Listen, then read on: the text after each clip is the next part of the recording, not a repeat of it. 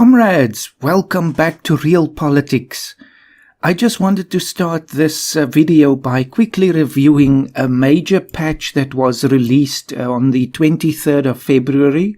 I haven't played this game now in the last week because it's been absolutely crazy for me this week, and I haven't even had the time to turn on the computer. But now that it's weekend, it's time to go back and continue.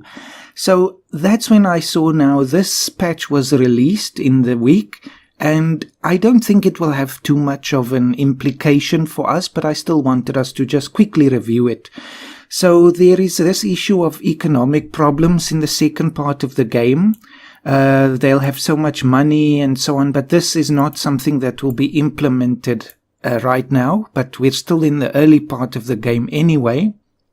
Windows should be more transparent and less confusing. That would be great. Shortcuts that we didn't have before, including the time controls, and also moving around the map. So I'm looking forward to that. Then some bug fixes took place. So there's something about loading times. There's disappearing units. Various issues with resources. This is going to be important for us, and you'll see in a moment why. There's something about Scandinavia, but that's irrelevant for us. Changing political system during wars will now effectively change requirements for nuclear attacks. I don't know if that will have an implication for us, but it may. Implementing unique projects, fix typos, smaller kinds of fixes. Going bankrupt. The AI should now be more effective during wars. This is something we'll have to look out for because we are planning some expansions. The costs and effects of some diplomatic and spy actions have been revised or revisited, so that will also have an implication. United Nations coalition should attack more often and with more units, so we need to stay on the good side of the UN. And that also has a relation to the high warmonger level, which will now more dramatically increase the unrest, or at least the displeasure of the rest of the world towards our country. So seriously damaging our relations. Environmental damage will also now decrease slower. This is obviously from the nuclear attacks, which I agree with. I thought it was a bit too quick last time in going away, so there's no real incentive for players not to just use their nukes other than the warmonger penalty. Then block members should now be less likely to leave the player's block when the notification about leaving possibility is active. I don't know what this last part means, but I think it's a good thing that countries will be less likely to leave your block because these realignments tend to happen a lot, and we've seen it happen in our game as well. So these are just some things. There's this issue now about the existing save games, which of course caught my attention. If you have already noticed that your game takes a long time to load, that is not a problem for me at all. It loads very quick. This patch won't fix it. We recommend starting a new game, as the fix works only for newly created saves. But as far as I understand this, it means that this save game loading issue is only fixed in new saves. All these other things will also apply to our game that already exists, because I don't want to start a new one. And yes, we can roll back, but that's not relevant, I think. Okay, so I just wanted to quickly go through this because when we start up the game now, we'll see that something has changed. And I will just cut here and we'll jump right into that. Okay, so here we are, finally back again with South Africa. You'll see it's still 2029, so the clock has not run at all. But something has happened, and this is why I just wanted to quickly go through the patch there. You see our resources are now showing -10, and I think that has to do with them balancing that a little bit. You'll see also there's an implication of that here. Missing industry profile requirements, penalty to AP and GDP growth. And that's because we don't have enough natural resources. But this is easily fixed. We can just reduce our exports. So let's do that before we do anything else. So last time we implemented the big exports, so I'm just going to cancel that. and it's out of the way. That happens instantly, and we have 30 resources again. And you'll see now the issue here has disappeared. It just says increase economy profile, which we are doing anyway with our services research. So that just sorted that out. This is so far the only change I've noticed. I just loaded up the game to see if there would be any change with this patch, and that's when I saw the minerals being in a deficit. So with that said, let us get back to where we were before. This is an interesting time for us as South Africa because we've just, of course, incorporated Namibia, and we're looking at some other players here in Southern Africa. But if we just have a very quick review over the last, 9 years, basically what I focused on is our education. If we just go into the various projects, we will be able to see, I think a lot of it is under internal politics. So we spent a lot of time improving our state education system. And we're busy now with, no, we're not busy with this, we have that already. The universal remote education, and of course the industry cooperation, which is a big thing for South Africa as well, because we have a great lack of skills in this country, and our university system is under enormous pressure, and it simply cannot keep up with the needs of the students. Like take for example this year, I think there's something like 56,000 students or more that couldn't find a place at university because there is simply just nowhere to go. There's just not enough capacity. It's probably more than 56,000, but I heard that figure somewhere. Then we also spent some time, I think, improving the administration, if I'm not mistaken. So there was the local finance thing, modernize the mining industry, the bureaucracy. I think there was something to do with that we also worked on. And of course the export infrastructure. Nothing international yet, no uniques yet, and no ad hoc decisions yet. Let's see, is there anything else? I don't think so. Just the bureaucracy there, internal politics, the health. I think we had a requirement here, the internal politics advancement, because in this country now we see it in the newspapers every single day. There is so much corruption in the state and in the state-owned enterprises that it's just absolutely ridiculous. And so flushing that out has been a major priority. And I think the result of that shows in the sense that we are now essentially a developed country with HDI of 70, or at least 0.7 out of 1. I wonder how the US compares, if it's even possible to see that. I don't think it is. No, it doesn't say. Anyway, but I would consider that we are now at the threshold of becoming at least a developed country, and as part of that, of course, we are switching our economy over to a services one instead of just industry. We're also busy with a research center, so the focus so far in this first decade, and that's also why I think let's let the clock run there, why it's good to do a review every 10 years, more or less, is just to say what is our trajectory, where are we going and where have we been. So for the first 10 years, we were just focused on improving this country and the lives of the people here, because I think that is really just a missed opportunity in real life, and addressing that will change so many things. So then we also, of course, incorporated Namibia, which I think is the start of a much bigger process. So let's look internationally. There was a comment made, I don't remember by who now, but I totally agree with that we should look towards including countries in our bloc that we are not going to take over in the future. What's happening here? European close-up. Germany and France. Some of the countries of Europe are in advanced talks about a major working agreement on peace and stability. Germany and France are the first to officially sign it.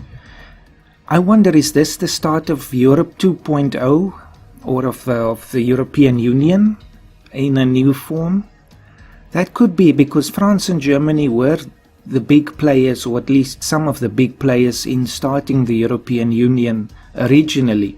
So that could be very interesting. I wonder if that has something to do with this new patch. So we might see a new block forming, because I don't know what the implication of that is yet. I don't see anything there. But anyway, let me pause that because things will be happening quickly now. Yes, so the comment was we should include in our block countries that we are not looking to take over, because right now we stand alone in the world, which is of course not a good thing. So in terms of Africa, we really should focus a lot of our attention on the African continent. So like I said before, Southern Africa I consider to be my sphere.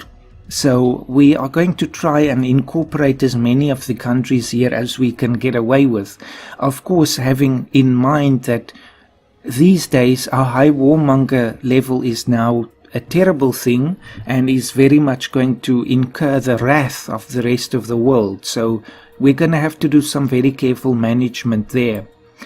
So in Africa, who are our main competitors? And really it comes down to Nigeria and Egypt. So if I can get them into my block, I think we're going to be much better off. There could be some secondary competition from Kenya or Ethiopia, perhaps somewhere in North Africa from Algeria or Morocco, but I don't really see anything beyond that. So what is the requirement to bring Nigeria into the fold, so to speak? Because if I'm not mistaken, they are already part of our stock exchange. So we should have decent relations with them. And on that note, where are we now? We have the second largest stock exchange in the world now, even bigger than the US, which is a fantastic thing. I'm not sure if it will last, but hey, that's a great thing. So what do we need for this now? Let's have a look. If I right click and I say block, then we have a lot of problems. Firstly, we don't have enough relations with Nigeria, so we need to improve that. Let's let the clock run again. So let's start with that. 55 and 30, I think that's perfectly fine. So let's start improving relations with them. Then we still have high unemployment, and of course that is something that is going down over time. Let's see, where is it now? Oh, the world economy is in a downswing, I see. That will have some consequence for us. The UK has now signed the agreement, which I think is quite funny given Brexit at the moment. So now they've basically changed their minds. They want closer cooperation with Europe. So I wonder now if the European Union in this game has collapsed, because when we started in 2020 there was no European Union. So maybe in this timeline after Brexit some other countries decided to leave as well, but now they're changing their minds again. So yes, I see these stock exchange messages. Success, so Nigeria likes us more. Let's just go back and put some more political capital into the stock exchange here. So Bangladesh joined India, which I think is to be expected given their close relationship historically, especially in light of the independence war with Pakistan there. And okay, so what is our current status with Nigeria? Let's have a look. Can we see the relations with, of course I have to select us first. 78, so we are best friends here. I think it's actually now our closest relationship in Africa. So if we want to now incorporate them, we will need a lot more military units. We need to more than double it. So we need 50. So let's see, what do we have now? Our capacity is only 22, so there we have a serious problem. Partly because of the whole UN armaments reduction that the Japanese were responsible for, and then just militarism and so on. We'll need to increase that because this is a bit high for us. What about Egypt? Is it not possible? It doesn't look like it. That could be a problem. It might be that they have their own... Oh yes, they do. I remember now. They have already their own block of Egypt. But okay, let's say in the future maybe something happens and the block breaks up. Then we really need to jump on that as quickly as possible. And Poland has joined the new EU. I don't know if this is now actually an EU or if it's just like the first stage. But there we go. So Poland has now also joined there. Well, it's not going to be a bother for us to increase our relationship with Egypt. So let's do that. Then also, if we remember the different wars, now there was the long-running war between India and Pakistan, almost I think 7 years. And as far as I know, they just basically were exhausted and it was a white peace because nothing changed there. There was the war between Palestine and Israel where the Palestinians lost again, and I assume they had some penalties imposed on them because nothing changed territorially. A recent diplomatic summit ended in a serious breakdown between the two powers. There is no way we can sit on the fence, we must pick a side. China or Japan? Now you can see we have a closer relationship with Japan, and I think let's keep it that way. Let's support Japan. And we have succeeded with our diplomatic efforts here in Egypt, so let's see what the result of that is. 65. It's not as great as with Nigeria, but it's a start, I think. The UN has selected Australia. I don't know if they were in before, but it certainly looks like there was a bit of a reshuffle. So if we look at the biggest countries in the world in terms of economy right now, it's the US, China in very close second place, Japan, Germany, UK, Brazil, Canada, India, France, Mexico, South Korea and Australia. Now I think surely we have the potential to surpass South Korea. Come on, we have millions and millions of people and our resources are extremely rich. So as we continue to expand, we must aim for that high level. Russia has left the Security Council and Australia has joined. So that's what happened. That is so interesting that Russia is now out of that bloc. Luxembourg left Germany. Just because, I mean, how can you almost imagine a Security Council without Russia? So they have really gone backwards in the world. That is fascinating. Their ambitions here in Ukraine, I think, have cost them more than they bargained for. Well, so our economy is not growing very quickly right now. That is a problem. Unemployment is still going down. The threshold, it's beneath the threshold. Well, unemployment growth, negative. It's static essentially, but you can see the world economy is completely tanking right now. Croatia left Germany, so there is some reshuffling in Europe. What is this? Let's see, what does Spain want? We would like to see the opening of your labor market to our people to help cement our friendship. Spain. So what do you want, Spain? It's going to cost us some action points. That's fine. We get relationship. We get population growth. And they get unemployment drop. So I guess a lot of people will migrate from Spain to South Africa. That could be interesting. I wonder if this is a good time because of the world economy. Probably not, because this might contribute to our unemployment. But on the other hand, if we want to become a big player in the world, I think we need to grow. So let's try it and see what happens. I don't know what the implications will be. Maybe there will be some xenophobic sentiments. I don't know. But let's try and see. It's for 900 days, so it's for about 3 years, I guess. Well, little under 3 years. Okay. Maybe some of those Spanish people can bring their skills into our economy and we can start growing from there. So elections will be happening soon, in a few months. What will happen?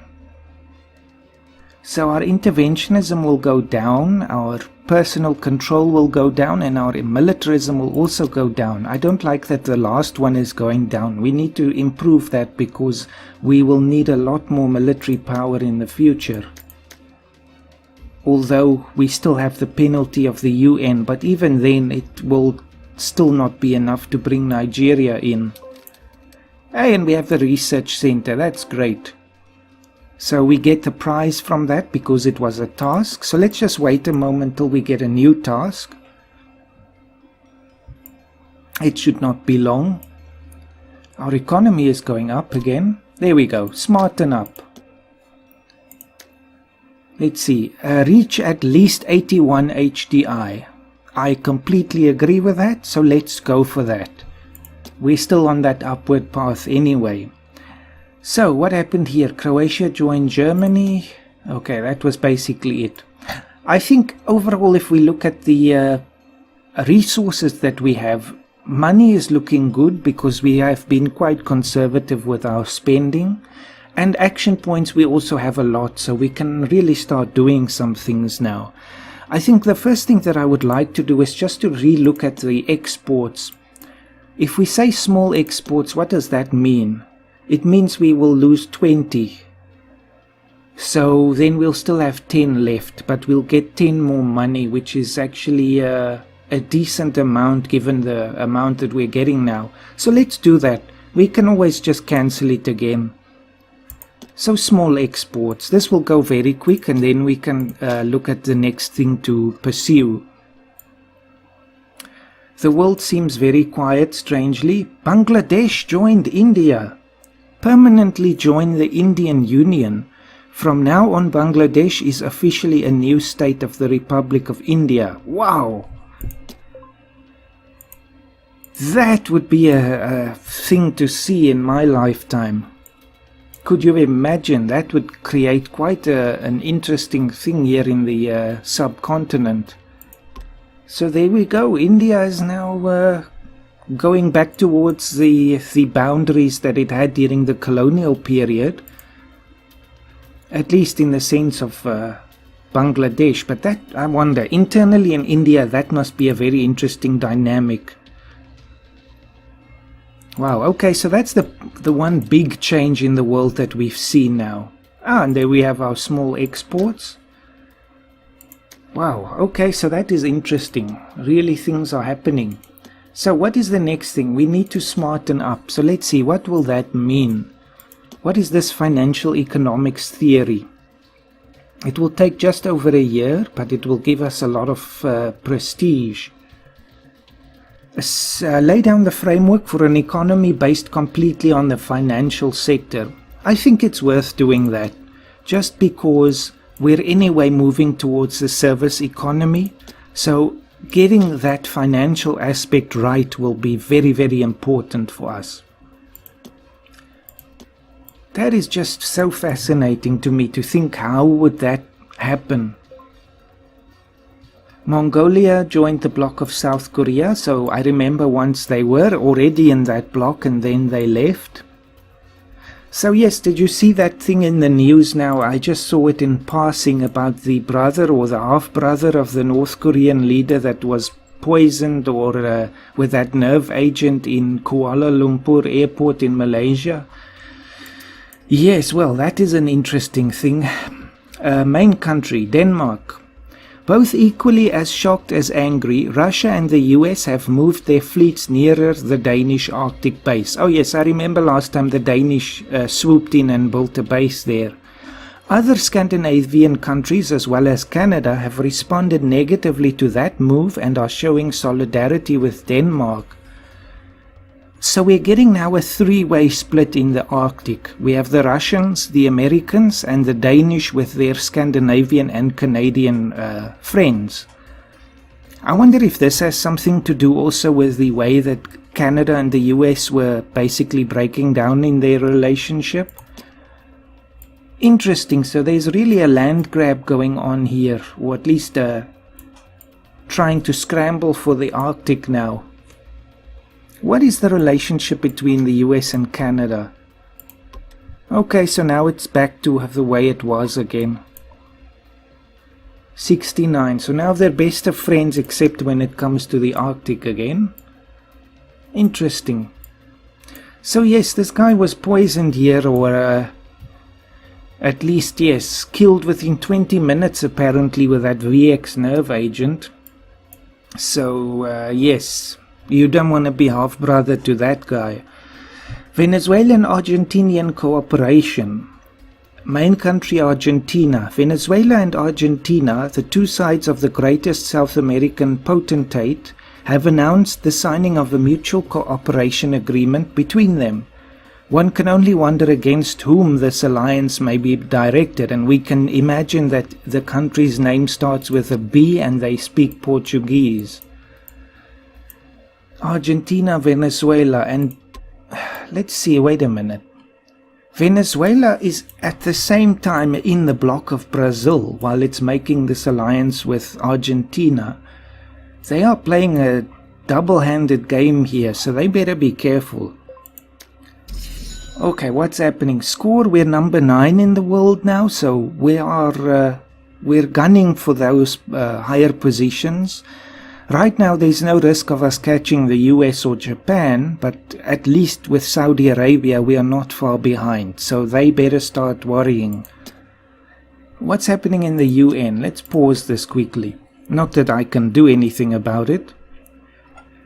Start a global fundraiser to help the countries of the third world. Well, if I can get something out of it, but now are we third world anymore? Probably not. What does this mean now? What is the practical implication of this? I don't know, but okay, it's going to pass for sure. Strangely enough, Brazil and Mexico are against it, and India as well, and China. Anyway, China of course uses its economic power a lot to influence the third world countries. We see that in Africa.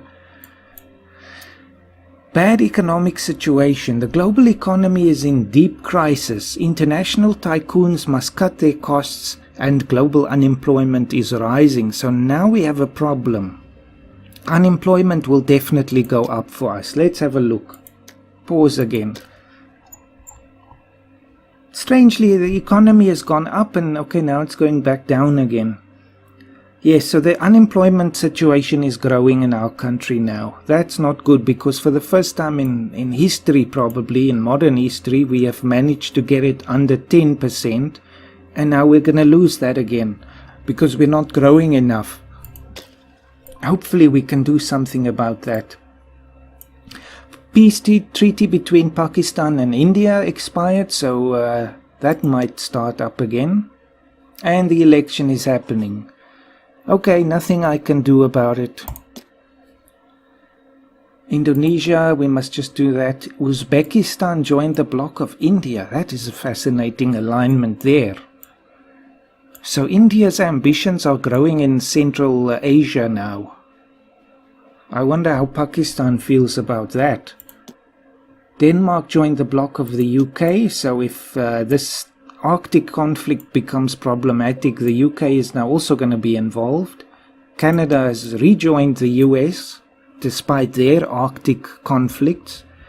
So let me just... a recent summit ended in a serious breakdown. This is now between Mexico and Russia. I will support Mexico in this. There we go. I just want to get to the stock exchange. Indonesia is not as good as it should be.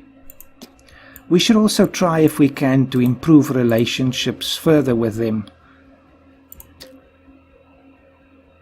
Venezuela? No, what's happening here? Hold on.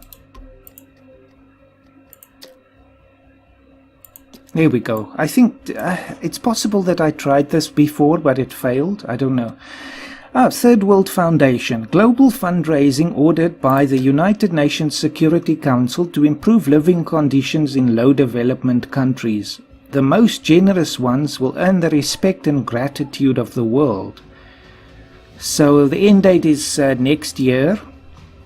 Relations with the whole world will go up and we'll get scores. So I'm going to try and get at least the second place. One or two, either one. We have a lot of money.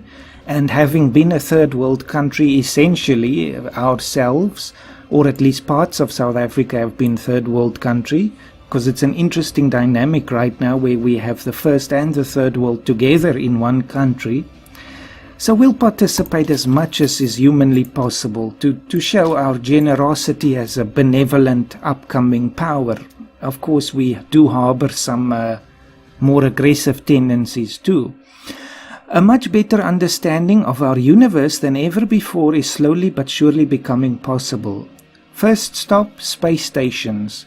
There are places out in space known as Lagrangian points. This is very interesting, and I'll tell you why in a second. Where a small space object can maintain a stable position relative to the two largest objects on either side, like the Sun and the Earth. To put it simply, a stable functioning space base can be built there. This would certainly help with any future colonization efforts. And you know, the reason why I was so busy this past week and why I really couldn't record any more episodes, I was taking part in a course at one of my local universities on space and society, and we had 30 lectures in 1 week where we had different people coming to speak to us, like people from the International Telecommunications Union to speak how do they assign the orbital slots for communication satellites. We had people from the United Nations Office for Outer Space Affairs, people from the Committee for the Peaceful Uses of Outer Space. There was Russian lawyers for their space program, Roscosmos, and we had a lot of people on space come and talk to us. And Lagrangian points never really came up, but I thought about them because this can become an area of conflict in the future, because these are very limited resources, like, for example, geostationary orbit is also a very limited resource. And that was discussed a lot in this program. So very interesting. We'll definitely take part in that. The race is on. Whoever builds proper orbital bases will gain a serious advantage in the future. So this will last. Stop. Even a day can cost us. The end date is 2032, so 2 years from now. Action points will be immensely increased. The Human Development Index will go up for a period. We will get Lagrangian point 1. Now I'm thinking, is that the one between us and the Sun? There's 4 or 5 points, if I'm not mistaken, and the most stable ones are the ones 60 degrees ahead of the Earth and 60 degrees behind. I think there's 4 points. Might be 5 if you look at the other side of the Sun. I'm not sure how that would work. But okay, so I think this one is the one between the Earth and the Sun. And this is the least stable one, or at least less stable than the others, where if you push the thing a little bit, it will go out of the point, but the others, it will tend to go back. But anyway, so that's what we want. The others will get Lagrangian point 2 and Lagrangian point 3. Okay, so let's this is something I'm definitely going for, no matter if we have to borrow money, if it costs us, like Sherlock Holmes said in one of his stories, even if it costs us a penny on the income tax. There we go. So the foreign aid thing passed. So now what I have to do while everything else is happening, success. Indonesia likes us better. These green bars inside the pictures there, we have to keep an eye on them. Once that green bar is full, I have to invest more. But we built up such a large stock of money, it's not going to be a problem, I think. There's no way I'm not participating in that. So we're almost done with this one. Immediately invest again. The more, the better the chance. Because of course not all countries have the ability to take part. But that's where it can even be a one day that it costs you, if you're one day too late.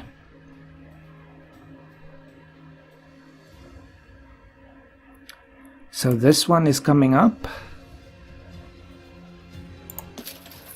Great. This is exciting. I like this. Now the game is really starting to open up. And there goes my clock. 30 minutes have passed. I must stop rambling. Let's just invest once more in this. Okay, pause. So, yeah, Turkmenistan has also joined India, and there's a peace treaty that has expired between Russia and the Ukraine. So that might be another conflict brewing. But so now what is happening here in Central Asia? Uzbekistan and Turkmenistan have both aligned themselves with India. So I think even China will start to worry about what's happening here. Because of course China is interested in a lot of the resources along the Caspian Sea, the oil and so on. And of course other minerals here in Central Asia. So they have been aiming towards that in the past. What about Kyrgyzstan? Okay, that's Japan. That's a bit further afield. Anyway, so the race is on, and we are now vying literally to become a global power. Not necessarily through military so much yet. This is more through economic prowess. So hopefully we can pull this one off and it won't bankrupt us. But of course we have no debt whatsoever, so we have come a long way. Let's just see. Okay, our economy is stalling completely right now, and unemployment is going up, and of course we have Spaniards running around in the country also now. Anyway, that has been an exciting episode, I think, and I'm going to record a few more today so that I at least have a few ahead of schedule, so I can hopefully upload more regularly now. Thank you for watching, and thank you for all of the comments. Well, there's been a couple, but I always appreciate them. And may you have a fantastic day.